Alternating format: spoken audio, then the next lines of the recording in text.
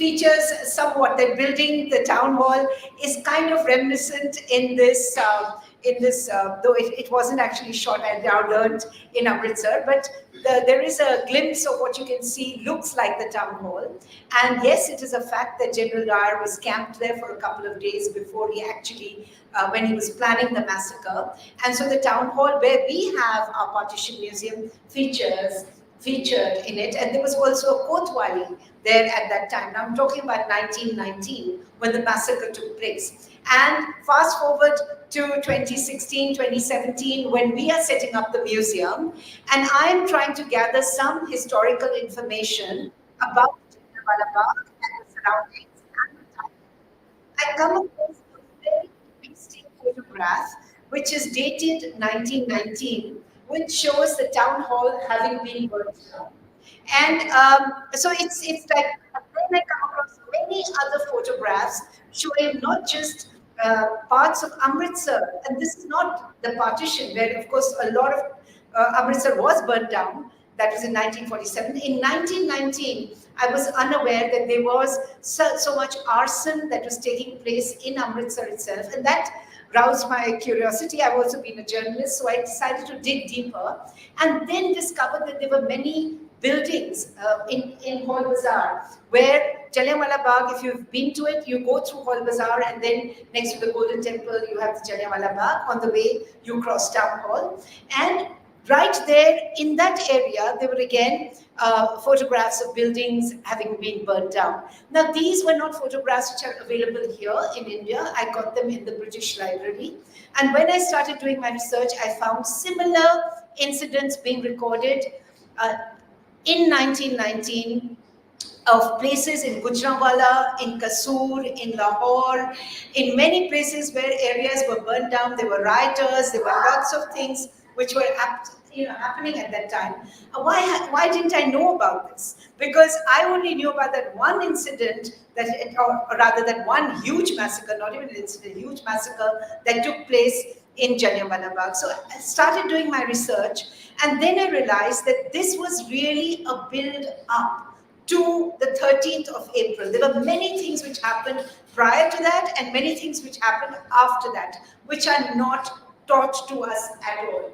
So it was a surprise for me, and indeed it was a surprise for even my parents. My dad, who just passed away last year, was 100 years old, and my mother is 91, and they have been living in Punjab for a long part of their lives, and they did not know much of the information that I was then beginning to dig out. So by looking at those photographs and going back in time, I realized that after Gandhi's arrest, which you see a little glimpse of in this Attenborough film, is that when Gandhi is arrested on the 9th of April, actually he's on his way to Punjab.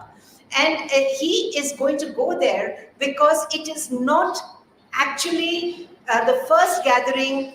We hear that it is the first gathering that's happening, or that's the way it's being taught to us. There is a gathering in Jallianwala Bagh, but Jallianwala Bagh in Amritsar was a very popular place for gatherings because very much, as you see, that part is correct, is that it is an open ground. And people used to gather there, and there were two gentlemen mentioned in this who were very much responsible and spearheading this movement.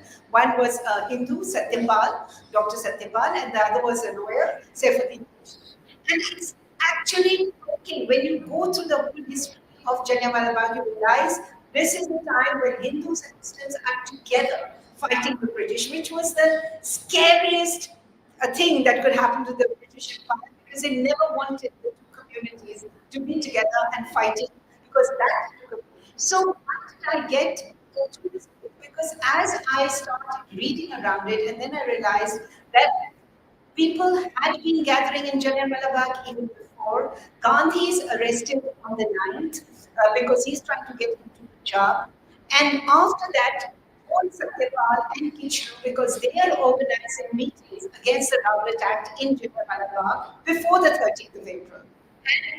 And they are arrested by this very weak kind of commissioner. The DC of Amritsar was a young, sort of kind of a watering kind of a guy who was very nervous about everything that was happening there, and he thought that there was going to be mob violence.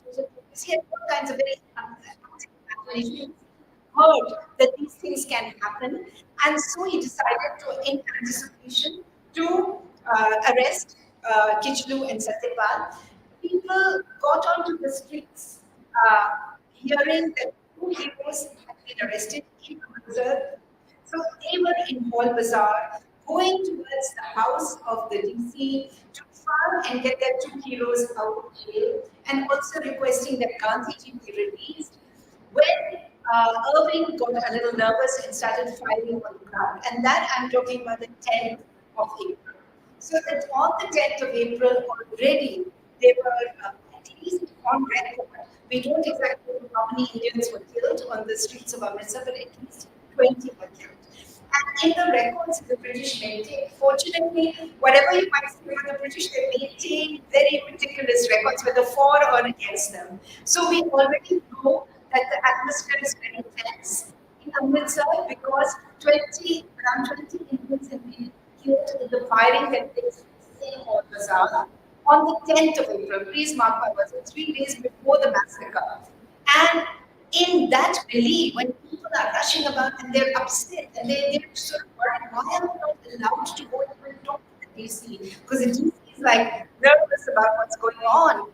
Um, in that atmosphere, five British men, mostly bank managers and one military guard, are killed. So that turns the tide. Suddenly, the British wake up to this realization that these people, the mob as they call them, whereas it was a peaceful protest to start with, everything to do with the anti-Rana act, because now we've already said that Satyagraha has to be peaceful, and he was the one who was spearheading the whole thing. So already there was that tension which was created deliberately, first by the British firing on the crowds, and then by the crowds retaliating and killing and burning. Actually, these were pretty brutal deaths that took place. But there, it was a crowd that was completely upset with what was going on. And those people who've been to Amritsar will know that it is, it's a walled city. The whole city is like a walled city with some entrances and exits. Suddenly, even before the 13th of April, there were moves to declare a curfew in Amritsar. There were moves to turn it into area where nobody could enter and exit because the British had begun to get nervous about these deaths. And they felt that if they had permission to kill five people, they could easily attack. And there was a woman missionary, she was a teacher actually, and she was cycling on one of the streets when she was also attacked. And though she did not die, thank God, but it was a pretty brutal attack again. And it the mob, as the British people were angry, and so the Sherwood was also attacked. And there was another lady called Miss Easton. So they thought that their women and children are also not safe. And so the panic kept escalating, even though it was not a situation which was actually tense to begin with. Miles Irving made it out to be very dangerous. And at the same time, we must remember the major player in this is sitting in Lahore, not very far away, is the Lieutenant Governor there, who is Sir Michael O'Dwyer, who plays a very, very, huge role in this entire thing. And he has always been of the opinion that the Indians need force to be mastered. I mean, they need to be, you need to use force against them. Either you bribe them and you placate them, or you use force against them, and he absolutely disliked Gandhi with a vengeance. And he thought that the only way that Gandhi and all his soul force, etc., could be contained was if there was violence against the people who stood up. So Punjab at that time was also not completely peaceful. If you remember, the army, the Cold War had just finished. A lot of people were coming back, the soldiers were coming back, having fought for the British Empire, and they come back with that they are being attacked, by the masters that they served so loyally abroad. So my curiosity at that point was raised in these number of photographs that I came across. I also came across in the libraries of Rome. But all the you can say the rules that were passed against the British. There was the salami against Indians by the British. There was the salami rule. You could get off. This came uh, post 13. There was the calling, or there were so many orders that were passed against. So all of this information came as a huge surprise that it was not just the 13th of April. 13th of April was a terrible, terrible date in the history of the freedom struggle, even though it turned the tide and brought many people on board. But it was not the only event that was taking place in Punjab. And I felt that we needed to record this horrible period in Punjab's history where almost for 3 months people were, you could do anything because Punjab was under curfew. You could do anything as far as the British were concerned. So that's my very long answer to why I decided to write this book, because I just came across so many facts and so many things that were not known. And I felt that we needed to put it out there and we needed to write it from an Indian perspective. That is my other problem. There are a lot of books that come out of Indian history are written usually by Western historians and so on. So I wanted it to be a completely Indian perspective to what had happened. You to grandmother who was a little girl living very close to Jallianwala and she could hear the British crying, people getting killed and still getting that. There is something about your grandmother and what are this? Unfortunately, my grandmother died when I was still a very little girl. So I never really got a chance to talk to her about all of this. But the history of the family was still that lives in Amritsar. And many of my relatives I now learned later on were at Jallianwala Bagh. But I do want to say one thing, like that the strange thing about all of this, and we were often they have asked this question, why isn't all this information out there? Why wasn't it better known, etc. And why didn't even people like my own grandparents talk about it? You must remember that that was India under colonial rule. So even some of the what you see of the Hunter Committee report, where you see Dyer is being asked questions by the reporter who was appointed by the British government to find out what actually happened at Jallianwala Bagh. Many of the volumes of that report were censored, they were kept secret. They were not released till many years later. So we actually had very little information about what exactly happened. I will give you a small example. Yes, my grandmother did live very close by, which is why I got a shock, because when I started looking and reading the material and the eyewitness accounts, by the way, for which we have to thank Gandhi and the committee that he set up, much like journalists now today, and we eyewitness accounts. Of course, now we have electronic media to record it on, but Gandhi and his team, was going out and talking to people and recording the eyewitness accounts at the time. And the eyewitnesses remember that after Dyer had gone in and found out, people were crawling out of that bar, bloody, full of blood and gore, and just dying on the streets. They were just dying there. And this was, and the bullets shooting only lasted 10 minutes. But everybody could hear the screams the night. Throughout the night, people were screaming because they were left there because Dyer had imposed curfew. After 8 o'clock, nobody could get out of their houses. So he had already imposed the curfew, which meant that no one could go and take those people to hospital. When they tried to take people to hospital, they were told by this Colonel, Dr. Smith, who was in charge of the civil hospital, and it's all on record, that, you know, if you want, you should go and ask your Gandhi, go and ask somebody else to look after, you cannot come to us. So there were doctors, local doctors who had just set up little, sort of beds outside and they are their own homes and they were looking after it. And later on, when I was doing my research, I met the family of one such doctor who said he was publicly flawed and helped these people in their time of hour of need. So many people, including my own family members and others, kept quiet. Why? Because their properties were being taken away. They were being thrown into jail. They were being accused of, betraying the British. They were being publicly whipped, etc. So that is where this whole myth came out that people were just gathering there for Vaisakhi. Nobody there was, maybe one or two people there who were from out of town. Most of the Amritsar people knew that the gathering on the 13th of April was against the British.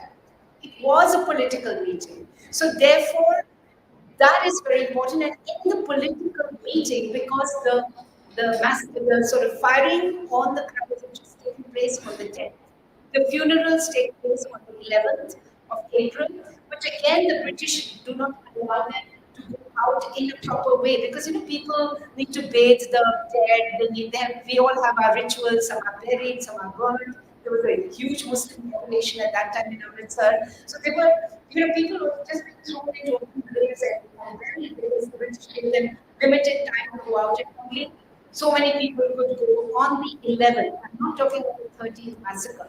So when we come to the 13th, the people of Amritsar are already aware that there is a huge tension in the air, which is where one of the other myths that come out, which you've seen this, and that there were women who were there. In fact, there were, when we did actually go through the number of dead, later will come to in a minute how I got hold of that file. So there was a file which I found which was from 1919 in the handwriting of the DC office of that period. That file was kept very randomly till 2017 in the DC's office in Amritsar. Sadly, that office got burned down around that time, and very recently. So I think the file was luckily digitized. And in that you have the names of people who are actually present at the bar because of the whole issue of so they had to be, their families had to be notified and things like that. But most of the counting of the dead did not take place immediately. That also took place a little later. It was not until August, actually, that many people were allowed to go into Amritsar, into Jallianwala Bagh, and look at what the devastation was that took place. So women were not there. So definitely my grandmother could not have been there. And so that's again something wrong in the Attenborough film. The other thing which is wrong is that there was a well, but it did not have a rim. This is very important because nobody was jumping into the well, and the crowds were not facing Dyer. In fact, because he shot at them in stealth, they had their backs to him. So most of the wounds that took place, which occurred at that moment, were at the back of the legs and and the legs of the people. That was very important for the Gurkhas and the Baluchis who were there assisting in the shooting, or rather who General Dyer had taken side with him, because they had they were not facing, they were running away. They had to run because he was blocking the only entrance and exit that was there in Jallianwala Bagh. So there were a lot of scenes which we learned or thought were correct. But when I started doing my research, I realized that this is not the way things happened. And it's a sad part of our history, but then it's also true that a lot of the material was taken away pre 1947. Most of the files lie in the British libraries abroad. And post 1947, of course, the files are all here in India. So research also becomes a little bit of a problem. And for most of the material, I had to rely on the British Library. I had to go, and it was quite gruesome to see Jacob Dyer's gun and so on, still lying in the War Museum there in National Museum in London. I think he was a criminal, so we should not really display his gun or keep him keep that material there. They should rather give it to us so that we can talk about what get made of these all this ammunition. So he did not shoot himself. It was quite a fair historical facts. So basically, women were not there, girl children were not there, but it was devastating for Amritsar that had a population only, that whole city had a population about 1,60,000 at that time. And even if we say that 5,000 of those people were present, which is what the records or the recorded history is, that they were there at Jallianwala Bagh, if you just extrapolate it, you can imagine how many families would have been devastated by this. And believe me, not everybody died in the bar because many died a year later, 1.5 years. They died of wounds because their own families would prevent them from going to hospitals and reporting the event because they thought that the police are waiting, and the police was waiting. In fact, they used to get the lists of people who were at Jayamanala, the doctors. And the doctors sometimes unwittingly would tell them the names and they would just go and arrest them because they realized they said, these are, these are traitors working against invitation and so on. And that is what actually happened to the people of Amritsar. But the main thing I want to say is that women were Pardanashi at that time. They were behind Parda. Many of them in Amritsar. As I said, it had a large Muslim population at that time. And so they would not have been at the bar the same as you can see in the After the by British then daily that we check, that fear psychosis seems to have conflicted the white people who are in charge of Punjab at the time. The Lieutenant Governor sitting in Lahore, Yeah. he hated Gandhi and the whole anti-government act movement desperately. And so they were afraid of being themselves. And there was collapse of civilian administration. Martial law was supposedly declared only 3 months later. There was already a military officer, but this Brigadier General Thompson Janata said, "I'm Shah." And it is clear in articles very glad in the Soviet ranks and all that. At the end of the day, he was still a colonel. And he treated the whole thing. I think he says in the quote, that whether it is strong on this side, but he had solid is the same.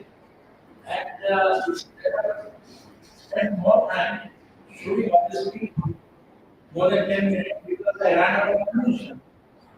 Right. And he says that there was no need for doing any bomb these people dispersed. You could not run away because they were blocking the whole system. Right?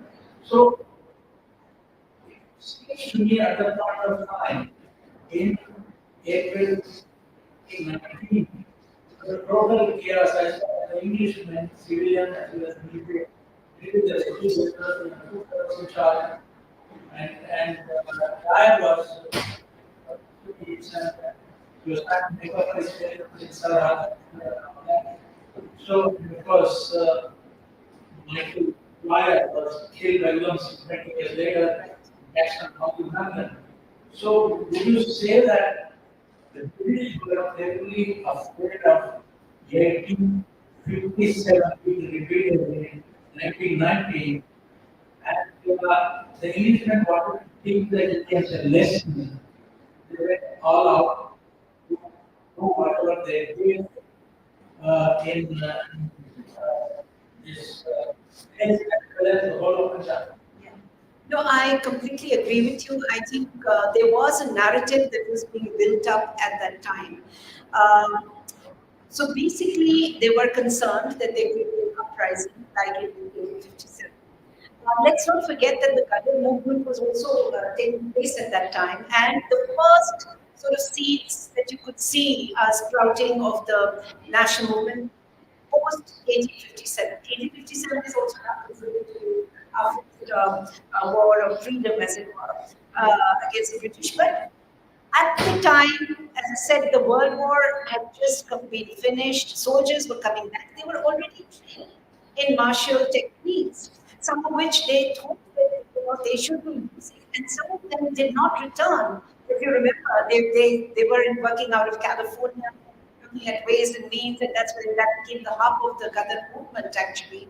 And so Punjab was not just what Sir Michael O'Dwyer liked to think of was it was not just a place where he could get thousands of soldiers for the army because they were constantly looking at Punjab just as a place where they could source their military strength. So it was not even as though everybody wanted to send soldiers for the army. That is also when I was reading through all this material, which is actually all available, in archives and so on, the eyewitness accounts of how families were actually hiding some of the food because they didn't, and especially around this time, when it's the Saki, it's the harvest season, they didn't want to give up to the young men for the army, but Sir Michael O'Dwyer had a target. He used to always give these targets to his agents. They used to go out into the villages, and all the healthy young men that they were being recruited for the armies. And not everybody went voluntarily. Some did, but not everyone did. So there was also the Ghadar movement. There was also this whole uprising that was taking place within Gujarat. There was also terrible inflation. There were many reasons for unrest in Punjab at the time when Sir Michael O'Dwyer was ruling out of Lahore. And most of these people had been given complete independence. Now, I do want to also point out that um, Colonel Dwyer, Brigadier General as he's known as more popularly, was not the only person who was operating with complete impunity in order to suppress the people of Punjab. After the massacre takes place in 1919, 13th of April, Amritsar, there were many martial law orders, as I said, which were passed, many rules against the Indians. But one of the worst was the crawling order, which was passed in one of the gullies of Amritsar, where Miss, the lady who was the missionary, Miss, she had been attacked. Now, she was the one who actually was later taken to hospital and then she left the country. So it wasn't like much more happened with her. But of course, it must have been a terrifying experience for her. But the Brigadier General Dyer takes it upon himself to teach the people of that gully, a lesson. So he says, even though they were not involved in the attack, but he says that there's going to be curfew here between 6 in the morning to 10 at night, which means that no householder, nobody could leave their homes. If anybody came out of their homes, they had to crawl. And crawl did not mean just on hands and knees, actually flat on your stomach. And you had to crawl like that from one end of the gully to the other. And this was the punishment that he dreamt of when he was asked. And I think the question would be that why is it that you're doing it to everybody? They were not even involved. I mean, their householders, respected people who live in that gully, that you are punishing in this way. There are wives, they have children, and so on. So he said, no, it's all right. If they need anything, the curfew is only from 6 in the morning to 10 at night. They can always go out at night between 10 at night to 6 in the next morning. I mean, he was like completely callous about what was happening. And in the eyewitness accounts of that gully of people who lived there is this truly terrifying story of this little girl who is so scared of the British soldiers. And what he done was he put a whipping post, he put a whipping post in that gully, and where he would randomly just tie up young men and whip them, so that people could hear their cries going up and up. So people were scared. And many of these gullies used to be brutal, where people would have pigeons or they would feed, and the soldiers would start shooting at the pigeons. So this little girl was living in one of the homes in that crawling lane, as it became known. She tells her mom and her mother, she says, and they're scared, and they have come to shoot the pigeons, and they're going to shoot me. I know it. And within a few days, she is dead. And this is not a random one-off incident. Most of the women who lived there, as I said, there were many of them were Pardanashi, but apart from that, food became an issue, water became an issue. And let's also point out that the British shut all the water supply off. They cut their electricity off. And when Mother Malviya asked them during one of the sort of sessions where they're having this question and answer on what actually happened at Jallianwala Bagh. And so he's told that the wells thought were poisoned. And so he said, was the electricity also poisoned? That you had to, deprive the people of Amritsar of that. So they were being punished ruthlessly, regardless of whether they were responsible for any of the events that had taken place. And that was his attitude also towards people who were in Jallianwala Bagh. He said it did not matter to him whether they were aware of the rules and all the orders that had been passed, whether this was a peaceful gathering, they needed to be taught a lesson. That's what he kept on repeating, that the people of Punjab needed to be taught a lesson. So you had people of Gujranwala being bombed. I mean, this is shocking that you bomb your own citizens, and it was quite terrible that we have records of the injuries that took place to people in Kuchamala.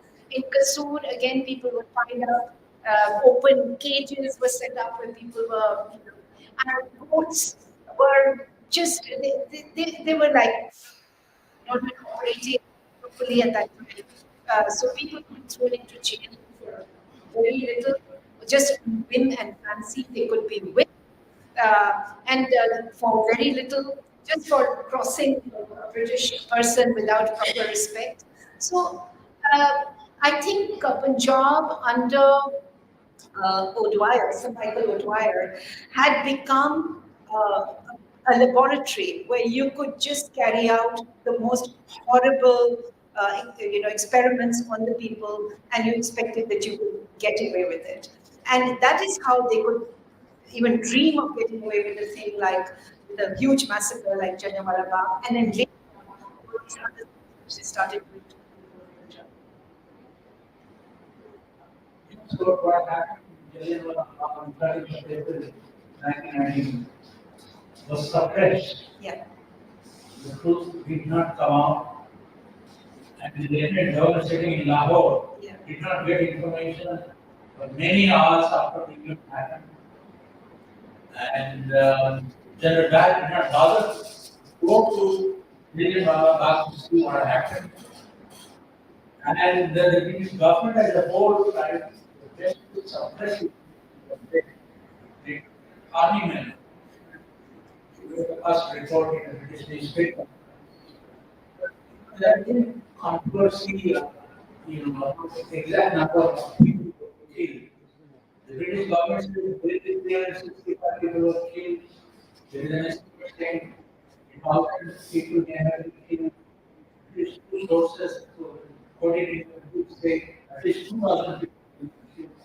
If 1,650 bullets were used, because as many people were having injured. The fact that these people went to attend a meeting in protest against another act was itself a crime of the entire. So people were injured. They did not have to go to that. So looking back, what do you think the estimate of people who actually got their over here? Because injuries were sure because They couldn't get medical treatment, and many of them just suffered silently at home. There was a lot of migration throughout Punjab at that time, because people just felt really insecure living there. Because, as I said, they were being treated so ruthlessly. If there was the slightest suspicion of their being present at Jallianwala Bagh, they would be treated in a very peculiar way by the British. All their rights would be just taken away. So, I think to come to the numbers is a very, very difficult uh, situation because of the delay, that took place in the county itself. Because the massacre takes place on the 13th of April, and it is not till a month or so later people actually, the authorities begin to look upon those figures more carefully. It is not even till August. So you can imagine, and this is the worst time. I mean, it's hot, and bodies have been rotting in the sun, and they actually jumped into, not jumped, sorry, they were in that well, some of them fell into that well, and there was also, areas where they just could not really were buried under the weight of so many bodies. So some of them did not die just of bullet wounds, they died of suffocation, they died of drowning, died of many other things, but because their bodies were never taken out and gone through properly, we still do not know. And in fact, that was one of the biggest regrets, was that so much time had passed, and you will not believe it that many of the areas where the names of the martyrs are written of Jallianwala Bagh, when we looked at those names and we looked at the original file, which we were lucky enough to chase up, we had only digitized a copy of it, but we were able to go through that file to actually note down each and every name. We found that even in the gap of 100 years, which is by the time I published my book, many of the names are misspelled, some of them were misnamed. So there was this kind of carelessness of attitude. And when I asked for the file, the original file, I said, just give it to me. They said, no, we cannot give it to you. What if somebody comes and asks for compensation? So I said, what? After the gap of 100 years, I'm still worried. I said, it can be that what if they're not, that they're rogues, so that a lot of people can come. So the government also has a way of not dealing with historical facts in the proper system, in the proper way. So by the time Gandhi and he conducts that very forensic investigation. I would say he works like an investigator, and he's assisted by Nehru, who, by the way, is much younger than he looks in this film. He's a very young man at that time. He's assisting Gandhi, and he comes across actually when they job, he comes across fire in the same compartment when they're coming back. And Dyer is full of himself and saying, announcing to the world, Nehru is there as a silent observer. And Dyer is announcing to the whole compartment, how I, just managed to control the situation. Otherwise, there would have been this great uprising which would have taken place in Punjab and his kind of. And he gets off the platform in pink striped pajamas. He is so full of himself. He just can't. He's egoistic. He's not even wearing his uniform or anything. And he was actually quite a bizarre person, because even in his biography, which comes out later after his death, he died within 8 years of the massacre, in his home. And by the time the British had raised all of those who were sympathetic towards him, they thought he had been treated very badly. After the Hunter Committee report comes out, and the chastisement that he receives in Parliament, and talk about why this massacre should not have taken place. The British were also, let me just add, very worried that if all the information about exactly who had died, what had happened, it would add fuel to the freedom movement. And that's the biggest fear. So they had to look like they were doing the whole problem was of this one man, General Dyer. If he had been a little more cautious in his behavior, Jallianwala Bagh would never happen. But now we know that Jallianwala Bagh was a plan. When he reached Amritsar, he did not actually, it was his first visit, so he said. He said, I don't know anything about this. He actually went around and did. So he knew that meetings were being held regularly in Jallianwala Bagh, and in his biographer states that it was like for him a message from the heavens, that this was such a great space that was offered to him, in order for him to conduct what he was going to do next. So it was a plan. It was not that he suddenly landed up there.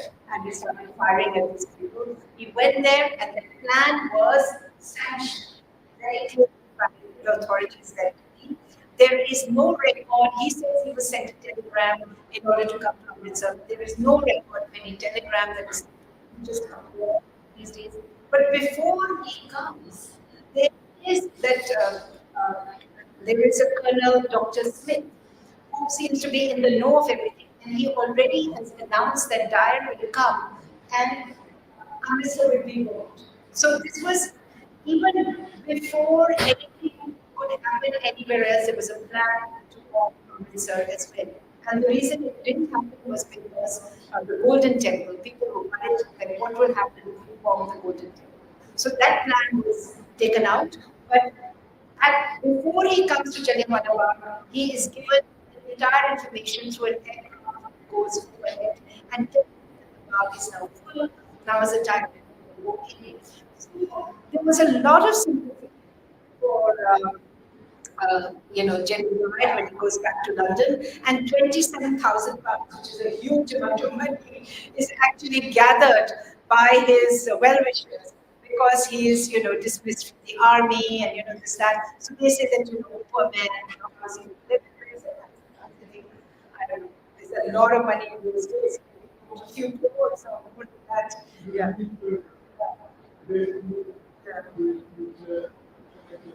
Which collected the money. So there you are. So he was never showed sympathy, and there was very little sympathy for those who died because the message that was put out there was that they were plotting against the government to bring down the downfall of the British Empire. So this was something just war as Dyer.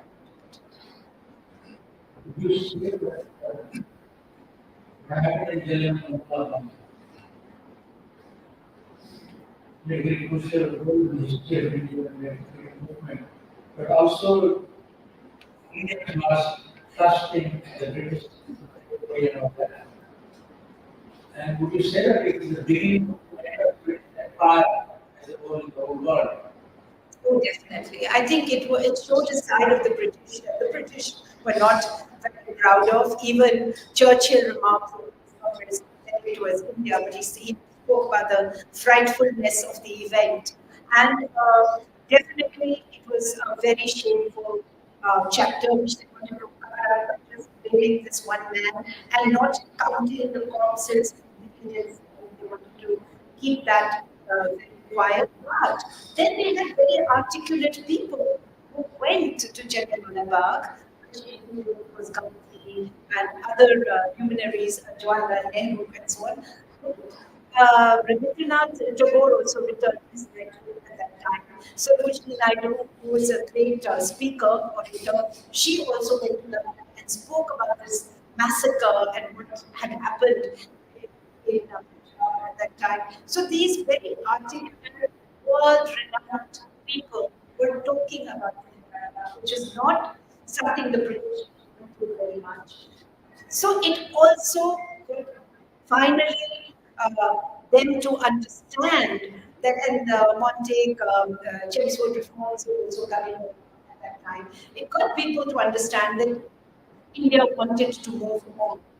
And possibly for the first time, they began to realize that this was not something that they could, this was not a narrative that they could control. And with Gandhi taking on the mantle, because now Gandhi became completely anti-British. He realized that he could no longer look upon their goodness or whatever. He had spent a lot of years in London. He could no longer look upon them as a sympathetic listener to what was happening in India. So I think those things began to happen, and the image of Britain took a beating. Thank you. Any questions? Yeah. Thank you.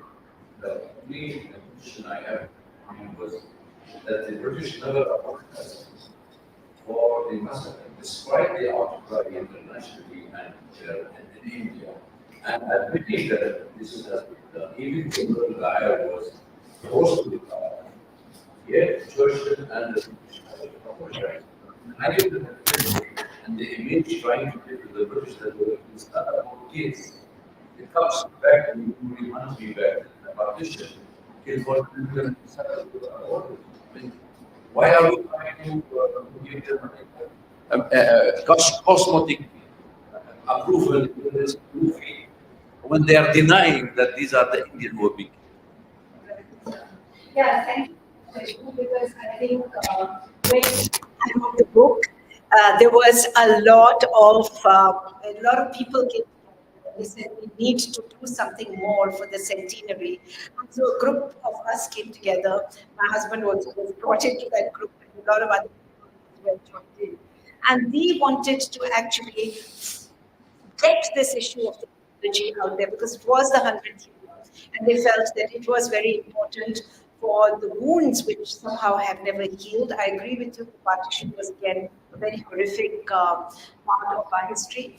But Jallianwala Bagh, more so because it was completely written out, you know.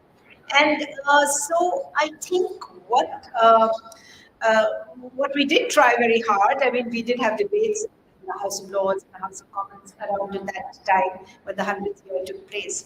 But I don't think they want to admit that they made a mistake because that is the sad part of it, and that is the reality. And also I think with the distancing which now takes place, that was a different set of leaders, different set of rulers, and we are a different kind of a country now.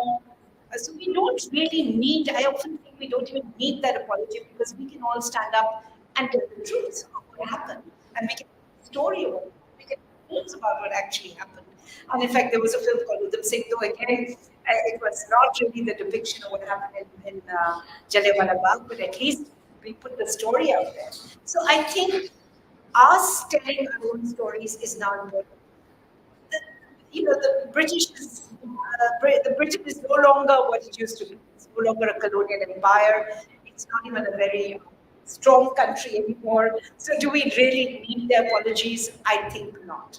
I think we can tell our own story. We can bring out the truth in many other ways.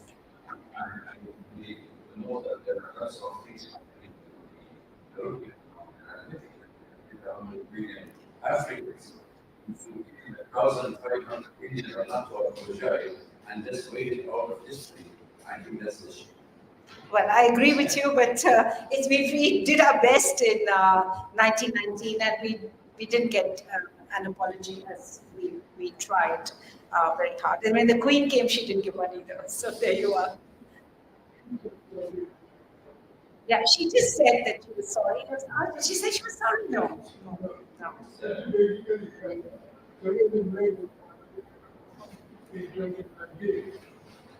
And she said something. Theresa May was the Prime Minister in 2019 and asked for an apology. I think she said something, but not apology. I think the problem is that if you do one apology, there are so many the Mama and all that. And you say you want compensation. You're not asking for compensation. That is a fact. That's Yes. a big Yeah. difference. So they are unwilling to apologize. That is very, very different. So my question, if we come to the present time, if this is 1990, when we are talking about 100 years later, till today there is no apology. And as you pointed out, India is a different country, the UK is a different country. Maybe the world has come around, we make system of the But my question is, as people, not just Indians, as anyone who has been colonized, it's a completely past to come to terms with for people of even our generation because we read and read spelled out in so much of detail. So my question is, how does one in this Western world reconcile the horrors of section with the present day? India when the UK history was and the divine communities. But there is always the shadow of the past. No one asks that we get something, but that shadow will always stay and no policy. I think that's shadow of the strong. I just want to point out again that history is itihas, it's the past. It is the past. And sometimes dwelling in the past and all the mistakes that happened in the past drag us down further and keep us from making new relationships as we go forward. So I strongly believe that history must be maintained. One of the biggest regrets is how much India has neglected its own historical narrative. It is shocking for me, even when I set up the Partition Museum, there were no archives as such ready in India that I go to. We had to start from scratch. We had to record oral histories, we had to collect objects, we had to run around the whole world to get photographs, to get. It was a very difficult task because we have neglected our own archives. So the strongest, and I will say this again, the strongest way that you can battle a narrative is by creating or by recreating your own narrative, by talking about how you were treated and by shaming the other party through that, rather than looking for an apology from a set of people who will say, but we were never there. We were not the ones who did this. This was done by Queen Victoria. This was done by X, Y, Z. It wasn't us.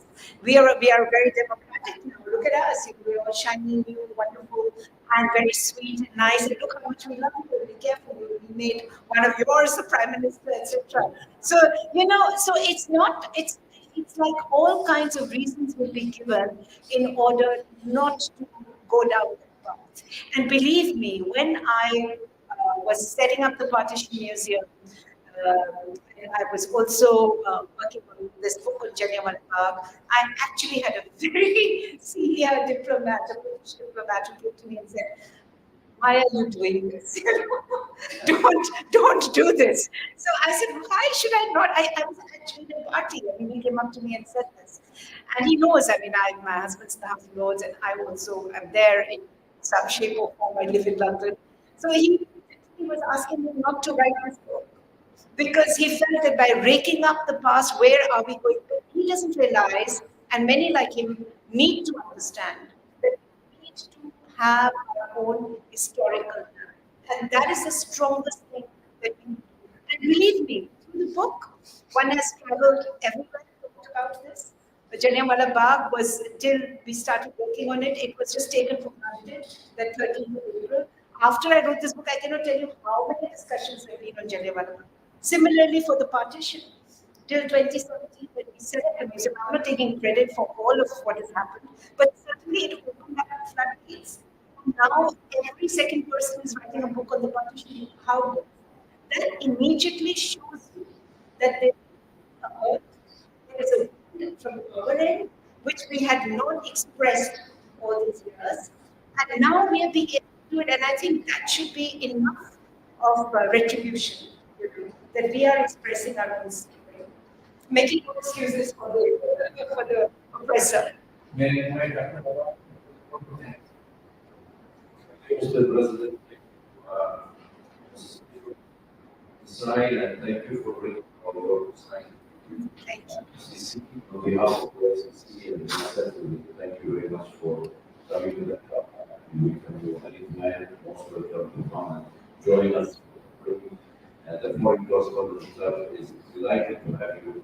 And as we know that from your book I haven't read, but it should be always be said that victors write history. But we hope that group of Indian who can come and write their own history on experience what has been done in India, because the wounds in India for long years of the partition of the subcontinent.